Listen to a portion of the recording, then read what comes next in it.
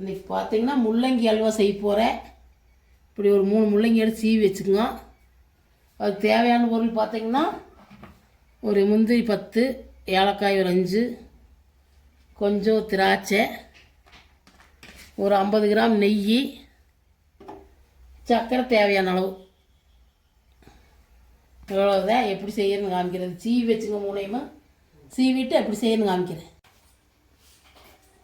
இதெல்லாம் எடுத்துகிட்டு ஒரு கப் பால் சேர்த்திங்க, ஒரு 1.5 டம்ளர். பற்ற வச்சுங்க. இப்படி திருவினதுக்கு வந்து வடைச்சட்டி வச்சு அதில் போட்டுக்குங்க முள்ளங்கியை. இப்போ தண்ணி சுண்ட வரைக்கும் ஓட்டிக்கலாம். தண்ணி சுண்டதுக்கப்புறம் காமிக்கிறேன்.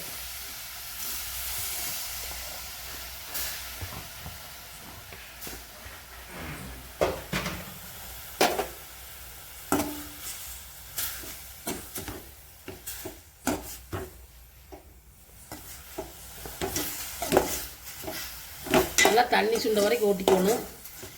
அப்புறம் பால் ஊற்றணும், அப்புறம் சர்க்கரை போடணும், முந்திரி திராட்சை போடணும். தண்ணி சுண்டதுக்கப்புறம் உங்களுக்கு காமிக்கிறேன்.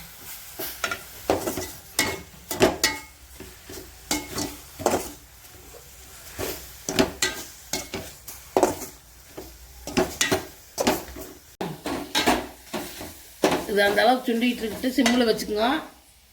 அதுக்கு இடையில இதை பொரிச்சுக்கலாம். முந்திரி திராட்சையை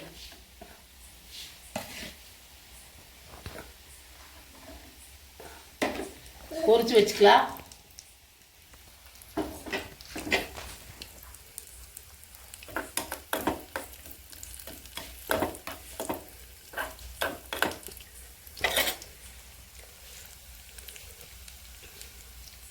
இதெல்லாம் சுண்டினதுக்கப்புறம் பால் ஊற்றிங்க.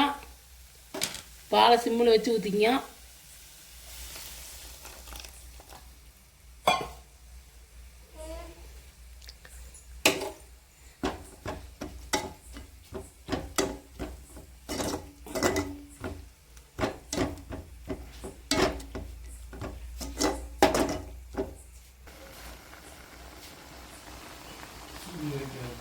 இப்படி நல்லா பாலுக்குள்ள வேவிட்டு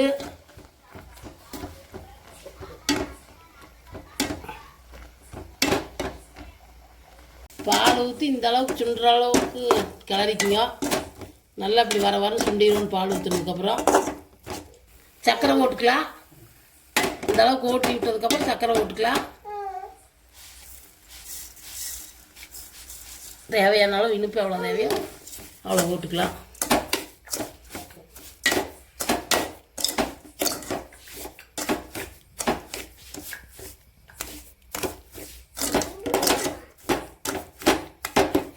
இப்படி சர்க்கரை கரைஞ்சி வரணும். இந்த அளவுக்கு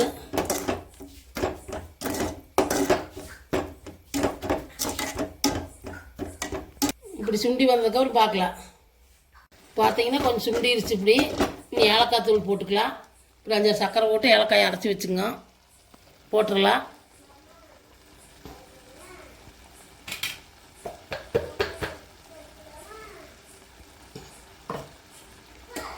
போட்டு மறுபடியும் கிளறிக்கலாம்.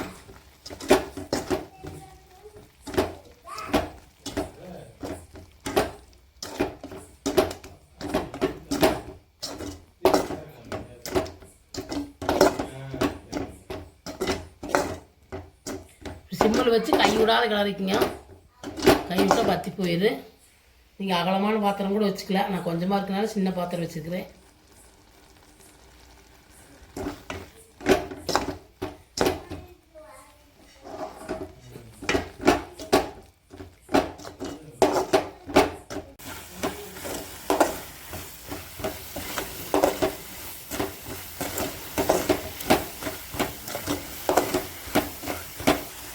நல்லா சுருண்டு வரணும்.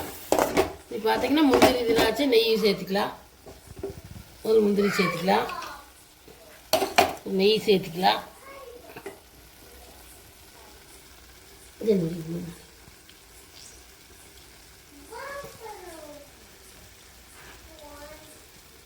ஓட்டிக்கலாம். கொஞ்சம் நேரம் நல்லா கலங்கி வர அளவுக்கு.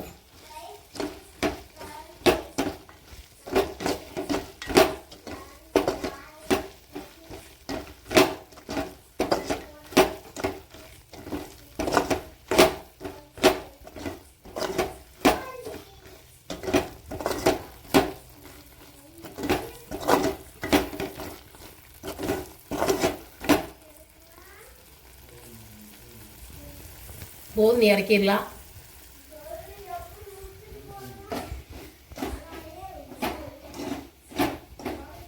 இந்த அளவுக்கு வந்ததுக்கப்புறம் எல்லாம் போட்டதுக்கப்புறம் ஆஃப் பண்ணிக்கங்க. இன்னொரு பவுல் மாற்றி வச்சிடலாம்.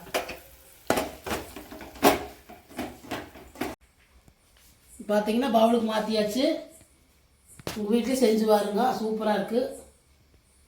செஞ்சுட்டு இந்த வீடியோ பிடிச்சிருந்தா லைக் பண்ணுங்கள், ஷேர் பண்ணுங்கள், சப்ஸ்கிரைப் பண்ணுங்கள். நீங்கள் அடுத்தடுத்து வீடியோ பார்க்கணுன்னா சப்ஸ்கிரைப் பண்ணால் தான் வரும்.